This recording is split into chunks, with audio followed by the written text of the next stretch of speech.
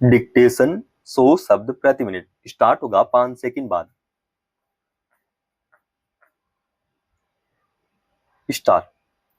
बचपन जीवन का वह स्वर्णिम काल होता है जिसमें सपनों की नींव रखी जाती है, संभावनाओं के पंख विकसित होते हैं और भविष्य की दिशा तय होती है। मगर आज यही बचपन कैंसर जैसे जटिल रोगों की गिरफ्त में आ रहा है, जो न केवल बच्चों के जीवन के सबसे कीमती वर्षों को छीन रहा है, बल्कि उनकी जान भी ले रहा है। यह केवल जीवन शैली और प्राकृतिक बदलाव का परिणाम नहीं है, बल्कि व्यवस्था से जुड़ा सवाल भी है। इससे भयावह और समानता असमानता का पहलू यह है कि बाल्यावस्था में कैंसर से होने वाली 94% मौत और 85% नए मामले कम एवं मध्यम आय वाले देशों में सामने आ रहे हैं। यानी जिन देशों में संसाधन सबसे कम है, वहीं इस रोग का कहर सबसे अधिक है। भारत भी इस त्रासदी से अछूता नहीं है, जहां हर वर्ष लगभग 17,000 बच्चे कैंसर के कारण अपनी जान गंवा देते हैं। स्पष्ट है कि कैंसर से जंग केवल व्यक्तिगत नहीं, बल्कि आर्थिक और व्यवस्था के स्तर पर भी है।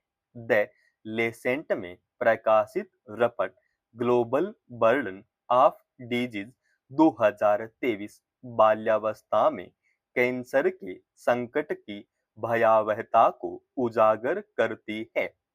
यह वैश्विक स्वास्थ्य प्रणालियों की विफलता और स्वास्थ्य असमानता की तस्वीर पेश करती है, जिसमें सबसे ज्यादा पीड़ा उन देशों की झलकती है जहां संसाधन सीमित हैं और स्वास्थ्य व्यवस्था कमजोर।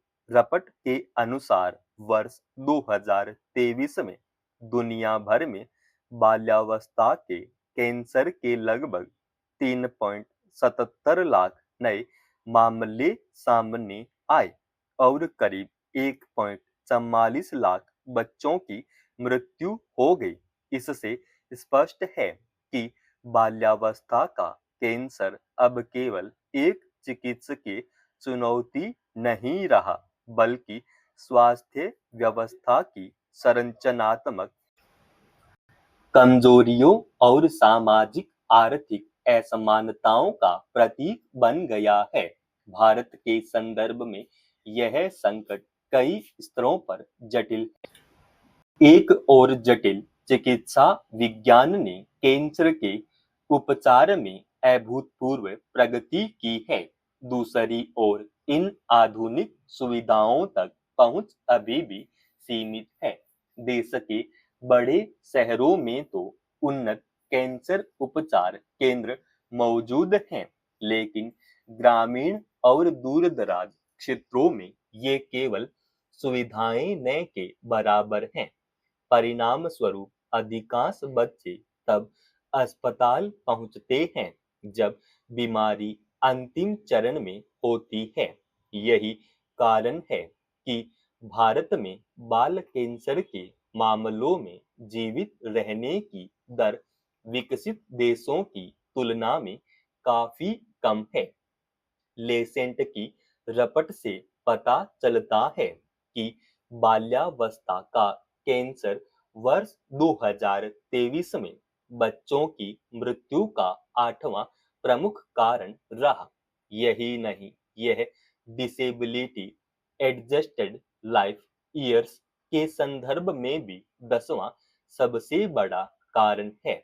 DLAY का अर्थ है स्वस्थ जीवन के 1 वर्ष का नुकसान। यानी कैंसर केवल जीवन ही नहीं छीन रहा, बल्कि बच्चों के स्वस्थ, सक्रिय और कीमती समय को भी नष्ट कर रहा है। यह एक ऐसी क्षति है जिसका सामाजिक और आर्थिक प्रभाव दीर्घकालिक एवं गहरा होता है। सबसे ज्यादा चिंताजनक पहलू यह है कि बाल्यावस्था के कैंसर के अधिकांश मामलों का संबंध जीवन शैली से नहीं होता, जैसा कि वयस्कों में देखा जाता है, बल्कि बच्चों में कैंसर अक्सर आनुवंशिक परिवर्तनों या कोशिकीय असामान्यता पाया जाने वाला कैंसर है, जिससे वर्ष 2023 में लगभग 45,900 बच्चों की मृत्यु हुई।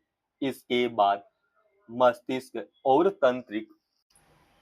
तंत्रिका तंत्र के कैंसर है, जिससे 23,200 बच्चों की मौत हुई।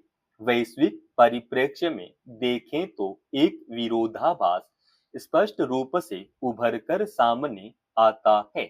वर्ष 1990 की तुलना में 2023 में बाल्यावस्था के कैंसर से होने वाली मौत में लगभग 27% की कमी आई है, जो चिकित्सा विज्ञान की प्रगति का स्पष्ट संकेत है।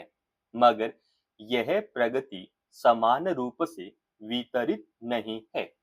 जहां विकसित देशों में इलाज की बेहतर सुविधाओं के कारण मृत्यु दर में गिरावट आई है, वहीं अफ्रीका जैसे देशों में यह दर 55% से अधिक बढ़ गई है।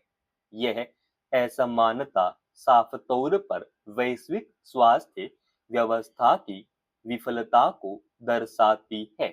भारत की बात की जाए तो यहाँ बाल कैंसर की चुनौती केवल चिकित्सा तक सीमित नहीं है, बल्कि यह सामाजिक और आर्थिक आयामों से भी जुड़ी हुई है। एक और इलाज का खर्च अत्यधिक है, दूसरी ओर अधिकांश परिवारों के पास स्वास्थ्य बीमा या वित्तीय सुरक्षा नहीं होती है। परिणाम स्वरूप कई मामलों में इलाज अधूरा रह जाता है। इसके अलावा जागरूकता की कमी भी एक बड़ी समस्या है। प्रारंभिक लक्षणों को अक्सर सामान्य बीमारी समझकर नजरअंदाज कर दिया जाता है, जिससे निदान में देरी होती है और उपचार की संभावना कम हो जाती है। स्वास्थ्य प्रणाली की संरचनात्मक कमजोरियां भी इस संकट को बढ़ाने में अहम भूमिका निभाती है। प्राथमिक स्वास्थ्य केंद्रों पर प्रशिक्षित चिकित्सकों और आवश्यक जांच सुविधाओं का अभाव, विशेषज्ञों की कमी और बड़े अस्पताल भेजने की प्रक्रिया में जटिलता बच्चों को समय पर उपचार मिलने में बाधा उत्पन्न करती है। समाप्त। दोस्तों, रोजाना ऐसे एडवांस डिक्टेशन के लिए चैनल को आप अभी सब्सक्राइब कीजिएगा और आज के इस डिक्टेशन का पीडीएफ फाइल हमने हमारे Telegram channel study with HP Swami पे डाल दिया है, जिसका लिंक इसी वीडियो के डिस्क्रिप्शन में डाल रखा है।